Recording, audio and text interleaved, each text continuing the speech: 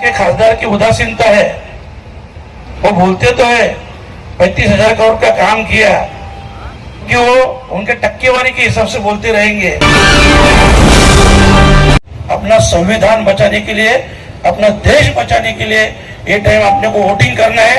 मैं आपसे आह्वान करूंगा कि ज्यादा से ज्यादा सभी लोग जिम्मेदारी से घर से बाहर निकल के वोटिंग कीजिए और इंडिया गठबंधन की आघाड़ी को मजबूत कीजिए। यही मैं आपसे रिक्वेस्ट करता हूँ। आप सभी को धन्यवाद देता हूँ कि आप इतनी बड़ी तादाद से यहाँ उपस्थित रहे। इसके लिए मैं शोएब भाई से भी, हमारे सभी पार्टी के नेतागण, पदाधिकारी और सभी कार्यकर्ता को धन्यवाद देता हूँ। महाविकास आघाड़ी की ओर से अपने पार्टी को आप सभी कार्यकर्ताओं के ऊपर विश्वास रख के अपने पार्टी के नेता आदरणीय शरद चंद्र जी पवार साहब, इन्होंने ये भिवंडी लोकसभा की सीट अपने पार्टी के हिस्से में ली है। ये अपने सभी की बड़ी जिम्मेदारी है और सभी के ऊपर विश्वास रख के साहब ने ये सीट ली है। बहुत से मुद्दे शोएब भाई ने उठाए। भिवंडी में टोरंटो का तो सबसे बड़ा मसला है, क्योंकि हमारे भिवंडी में 60% गरीब लोग रहते हैं, 30-35% मिडिल क्लास रहते हैं और 2-5% ही जिसको हम अमीर बोल सकते हैं, पर बहुत बड़े नहीं बोल सकते, पर अमीर है। तो ऐसी स्थिति में हमारे जो 60% 90% लोग हैं, जो महीने के 10-12 हजार पगार लेते हैं और उस पगार में घर परिवार संभालना है, बच्चों को पढ़ाना है, हेल्थ के इश्यू है, और ये सभी के लेके टोरंटो का बिल कम से कम 1000, 2000, 3000 आता है। तो ये स्थिति में बहुत ही स्थिति खराब है। और खास करके हमारे आईजीएम हॉस्पिटल, जो आपने देखा होगा, जिसको जिला रुग्णालय होना बहुत जरूरी है, क्योंकि हमारी लोक संख्या देखी तो बहुत पहले होना चाहिए था, पर यहाँ के खासदार की उदासीनता है। वो बोलते तो है 35,000 करोड़ का काम किया, क्योंकि वो उनके टक्केवारी के हिसाब से बोलते रहेंगे। वो टक्केवारी के खासदार है। और अगर दिखाए कि 35,000 का काम कहाँ हुआ, 35,000 करोड़ का, तो हम मान जाएंगे। देखो, मैं आपसे इतना ही कहूंगा, शोएब भाई ने बहुत से मसले मुद्दे रखे और आवाज साहब भी अपने को मार्गदर्शन करने वाले हैं। मैं आपसे यही कहूंगा कि जिसने 10 साल इस लोकसभा का नेतृत्व किया, वो खासदार 10 साल में उसके अधिकार को समझ नहीं पाया, उसके काम को समझ नहीं पाया कि उसके अंडर में क्या क्या काम आता है। इसके लिए वो सबसे फेल खासदार है।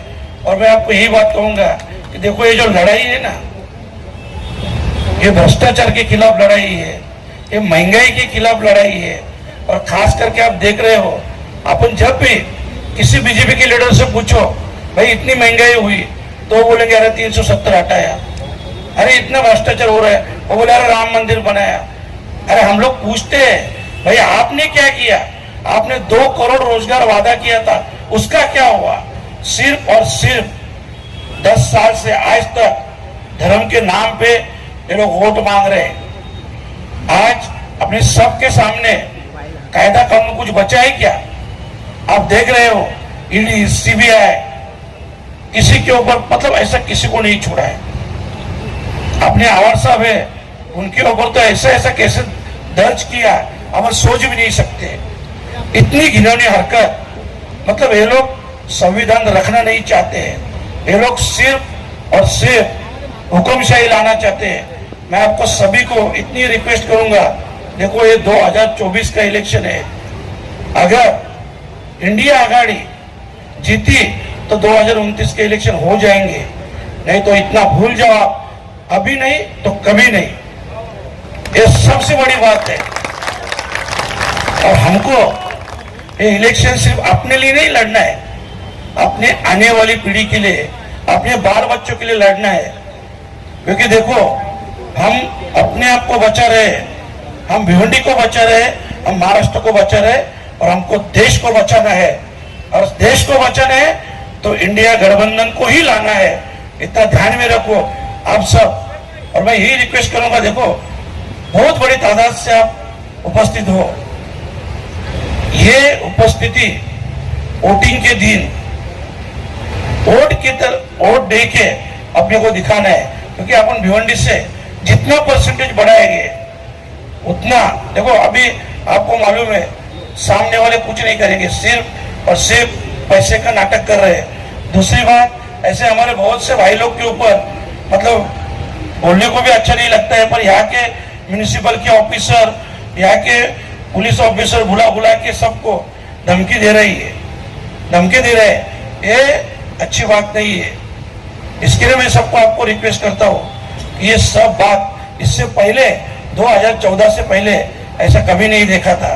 क्योंकि मैं भी शिवसेना में था, वो टाइम पूरी लाइफ में मैंने देखा 25 साल तक कांग्रेस और राष्ट्रवादी यही सत्ता में थे, पर कभी ऐसा कभी नहीं हुआ कि झूठे केसेस दर्ज करना, जातीयवाद निर्माण करना, ऐसा कभी नहीं हुआ था जो आज हो रहे हैं। और सिर्फ देखो, खासदार में जो वोट मांग रहा है ना, उसके ऊपर मैंने आरोप लगाया। मैंने बोला कि ये खासदार के मतलब डर गया है, इसके नीचे की जमीन सरक गई है। तो खासदार क्या बोला मालूम है? मेरे नीचे का कंक्रीट नरेंद्र मोदी का है, मेरे नीचे का कंक्रीट अमित शाह का है, इसका है, उसका है, सबका नाम ले रहा था। अरे तुम्हारा खुद का क्या है? तुमने 10 साल यहाँ के खासदार हो, 3 साल मंत्री हो, आपका क्या है वो तो हमको बताओ। तो इसीलिए ऐसे निकम्मे खासदार को, और खास करके